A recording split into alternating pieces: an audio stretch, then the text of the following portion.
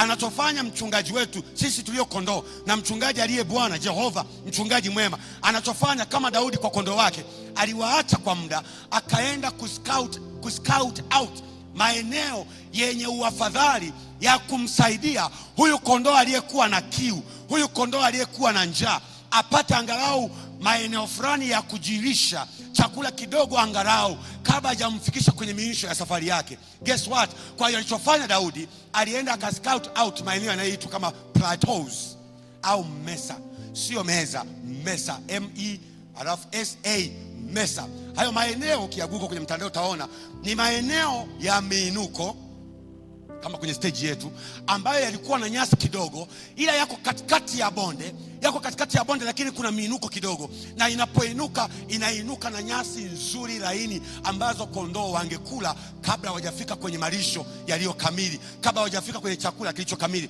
Kwa hiyo Daudi angeenda kutafuta utafiti, na baadaye akawachukua kondoo akawapeleka kwenye sehemu ya miinuko yenye nyasi ili wale kabla hajawafikisha kwenye miisho ya safari yake.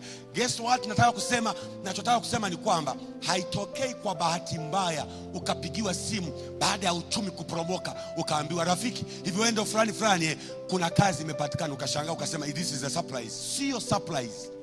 Bwana alikwenda kabla yako, akaandaa mazingira, halafu ukashangaa unapigiwa simu, unaambiwa baada ya uchumi, baada ya masononeko, baada ya hofu, unaambiwa bwana fulani, njoo, kazi iko tayari kwa ajili yako.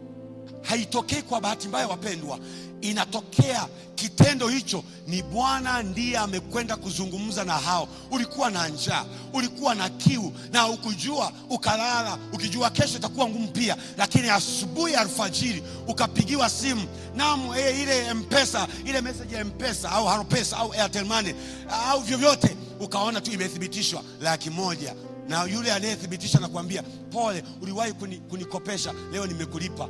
Unashangaa, unasema ni surprise. Sio surprise. Bwana alikwenda kukuandalia malisho tayari, ili utakapoamka asubuhi, ewe mtoto wake, upate chakula kwa ajili ya maisha yako. Kwa hiyo Bwana anachokifanya, anaenda kutafuta maeneo yaliyo salama, yaliyo ya mahitaji yako, ili utakapofika mtoto wake usipate shaka, usio na masononeko, ule chakula ukimfurahi na kusema Bwana ananijali.